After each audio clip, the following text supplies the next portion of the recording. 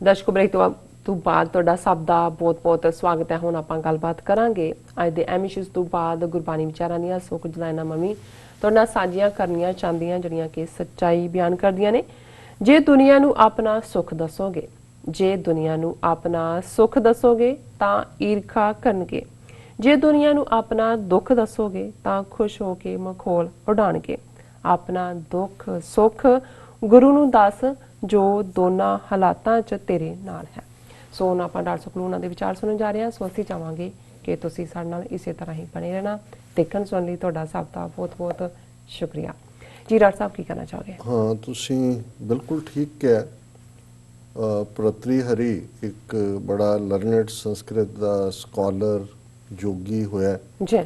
ਉਹਦੇ ਪਹਿਲਾਂ ਰਾਜਾ ਸੀ, ਫਿਰ ਉਹ ਉਪਰਾਮ ਹੋ ਗਿਆ, ਛੱਡ ਕੇ ਉਹ ਇੱਕ ਫਕੀਰ ਹੋ ਗਿਆ। ਔਰ ਬਾਅਦ ਦੇ ਵਿੱਚ ਉਹਨੇ 3 ਕਿਤਾਬਾਂ ਜਿਹਦੇ 'ਚ 100 ਕਪਲੇਟ ਨੇ, ਇੱਕ ਸ਼ਿੰਗਾਰ ਸ਼ਤਕ, ਇੱਕ ਵੈਰਾਗਯ ਸ਼ਤਕ, ਇੱਕ ਨੀਤੀ ਸ਼ਤਕ ਲਿਖਿਆ। ਸ਼ਤਕ 100 ਨੂੰ ਕਹਿੰਦੇ ਨੇ ਜੀ।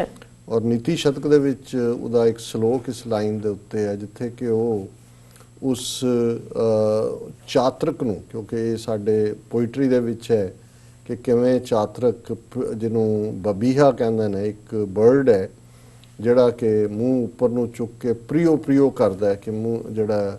ਔਰ ਐਸਾ ਕਿਹਾ ਜਾਂਦਾ ਹੈ ਕਿ ਖਾਸ ਨਕਸ਼ਤਰ ਦੇ ਵਿੱਚ ਜੇ ਮੀਂਹ ਦੀ ਬੂੰਦ ਉਹਦੇ ਮੂੰਹ 'ਚ ਪਏ ਤਾਂ ਉਹ ਮੋਤੀ ਬਣ ਜਾਂਦੀ ਹੈ ਜੀ। ਸੋ ਉਹਨੂੰ ਉਹ ਕਹਿ ਰਿਹਾ ਕਿ ਰੇ ਰੇ ਚਾਤਕ ਸਾਵਧਾਨ ਮਨਸ਼ਾ ਕਿਸ਼ਣਮ ਸ਼੍ਰੂਯਤਾਮ, ਸੰਸਕ੍ਰਿਤ ਦੇ ਵਿੱਚ ਨੇ ਕਿ ਵੀ ਚਾਤਰਕ ਐਵੇਂ ਹਰ ਬੱਦਲ ਜਿਹੜਾ ਤੇਰੇ ਸਿਰ ਦੇ ਉੱਤੋਂ ਦੀ ਲੰਘਦਾ ਹੈ ਉਹਦੇ ਅੱਗੇ ਪ੍ਰਿਓ ਪ੍ਰਿਓ ਨਾ ਕਰ, ਪੁਕਾਰ ਨਾ ਕਰ।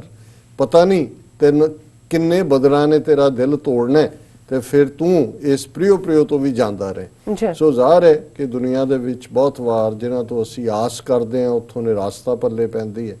ਔਰ ਅਲਟੀਮੇਟਲੀ ਜਿਨ੍ਹਾਂ ਦੇ ਅਸੀਂ ਸਹਾਰਾ ਤੱਕਦੇ ਹਾਂ ਉਹ ਵੇਲੇ ਸਿਰ ਕੰਮ ਨਹੀਂ ਆਉਂਦੇ। ਔਰ ਇਸ ਲਈ ਗੁਰੂ ਸਾਹਿਬ ਨੇ ਸਾਨੂੰ ਇਹ ਯਾਦ ਕਰਵਾਇਆ ਕਿ ਸਭੋ ਭੱਜੈ ਆਸਰਾ ਚੂਕੇ ਸਭ ਅਸਰਾਓ, ਚੀਤ ਆਵੇ ਉਸ ਪਾਰ ਬ੍ਰਹਮ ਲਗੇ ਨ ਤਾਤੀ ਵਾਓ।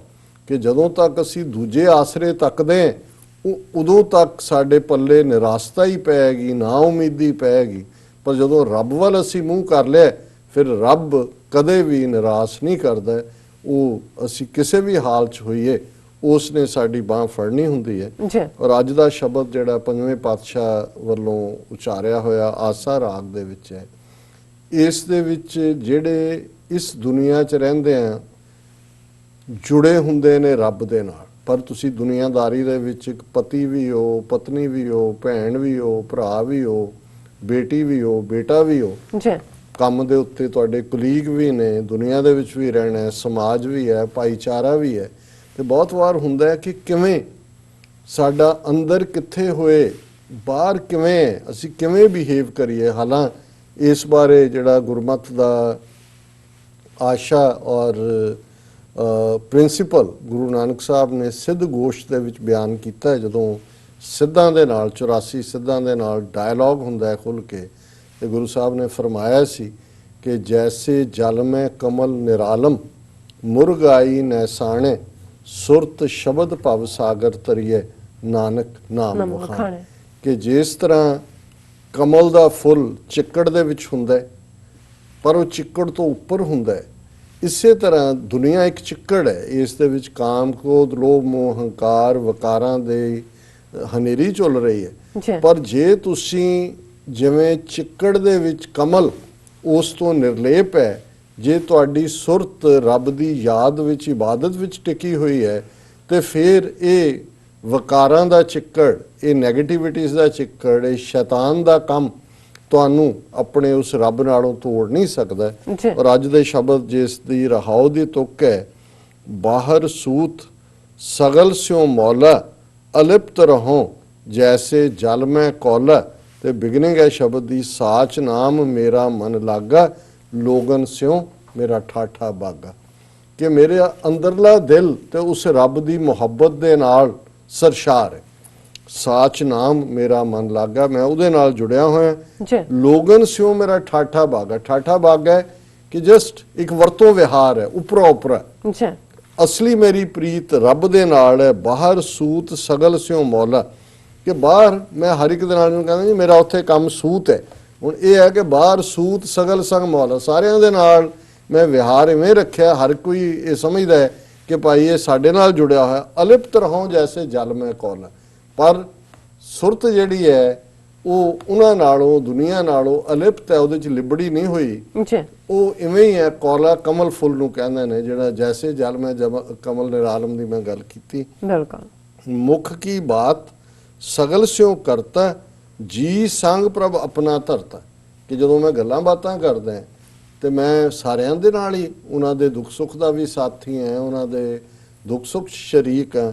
ਮੁਖ ਕੀ ਬਾਤ ਸਗਲ ਸਿਉ ਕਰਤਾ, ਇਹ ਨਹੀਂ ਹੈ ਕਿ ਮੈਂ ਮੌਨ ਧਾਰ ਕੇ ਜਾਂ ਨੱਕ ਚਾੜ ਕੇ ਪਾਸੇ ਹਾਂ, ਹਰ ਇੱਕ ਦੇ ਨਾਲ ਮੈਂ ਜਿਹੜਾ ਉਹ ਮਿੱਠਾ ਵਿਹਾਰ ਕਰਦਾ, ਮਿੱਠੀ ਗੱਲ। ਜੀ ਸੰਗ ਪ੍ਰਭ ਆਪਣਾ ਧਰਤ, ਪਰ ਮੇਰਾ ਜਿਹੜਾ ਅੰਦਰ ਹੈ ਉਹ ਉਸ ਰੱਬ ਦੇ ਨਾਲ ਹੈ, ਜਿਹਨੂੰ ਕਦੇ ਸਾਦਾ ਪੰਜਾਬੀ ਦੇ ਵਿੱਚ ਇਹ ਕਹਿੰਦੇ ਸੀ ਕਿ ਹੱਥ ਕਾਰ ਵੱਲ ਦਿਲ ਯਾਰ ਵੱਲ, ਕਿ ਉਹ ਵਾਹਿਗੁਰੂ ਸੱਜਣ ਜਿਹੜਾ ਸਾਡਾ ਹਮੇਸ਼ਾ ਸਾਥੀ ਹੈ, ਸਾਡਾ ਯਾਰ ਹੈ। ਸੁਣ ਯਾਰ ਹਮਾਰੇ ਸੱਜਣ, ਇੱਕ ਕਰੋ ਬੇਨੰਤੀਆ, ਤਿਸ ਮੋਹਨ ਲਾਲ ਪਿਆਰੇ, ਹੋਂ ਫਿਰੋਂ ਖੁਜੰਤੀਆਂ, ਕਿ ਮੈਂ ਲੱਭਦਾ ਫਿਰਦਾ ਕਿ ਮੇਰਾ ਲਾਲ, ਮੇਰਾ ਪਿਆਰਾ, ਮੇਰਾ ਜਿਹੜਾ ਮੇਰਾ ਜਿੰਦ ਜਾਨ ਹੈ ਉਹ ਕਿੱਥੇ ਹੈ। ਔਰ ਇਹੀ ਮੁਖ ਕੀ ਬਾਤ ਸਗਲ ਸਿਉ ਕਰਤਾ, ਜੀ ਸੰਗ ਪ੍ਰਭ ਆਪਣਾ, ਆਪਣੇ ਵਾਹਿਗੁਰੂ ਦੇ ਨਾਲ, ਆਪਣੇ ਪ੍ਰਭੂ ਦੇ ਨਾਲ, ਆਪਣੇ ਮੌਲਾ ਦੇ ਨਾਲ, ਆਪਣੇ ਅੱਲਾਹ ਤਾਲਾ ਦੇ ਨਾਲ ਮੇਰਾ ਦਿਲ ਜੁੜਿਆ ਹੁੰਦਾ ਹੈ।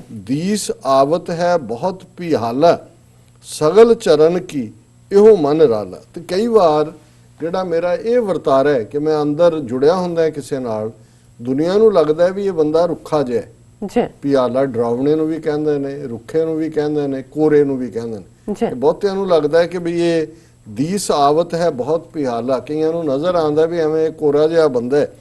ਸਗਲ ਚਰਨ ਕੀ ਉਹ ਮਨ ਰਾਲਾ, ਪਰ ਜਿਹੜੀ ਮੇਰੇ ਅੰਦਰ ਹੁੰਦਾ ਹੈ ਕਿ ਮੈਂ ਸਾਰੀ ਇਨਸਾਨੀਅਤ ਦੀ ਖਿਦਮਤ ਕਰਾਂ, ਮੈਂ ਉਹਨਾਂ ਦੇ ਪੈਰਾਂ ਦੀ ਖਾਕ ਹੈ। ਰਾਲ ਹੁੰਦਾ ਡਸਟ, ਪਰ ਮੇਰਾ ਜਿਹੜਾ ਵਰਤਾਰਾ ਹੈ ਉਹ ਇਵੇਂ ਨਹੀਂ ਹੈ, ਕੋਰਾਪਨ ਨਹੀਂ ਹੈ।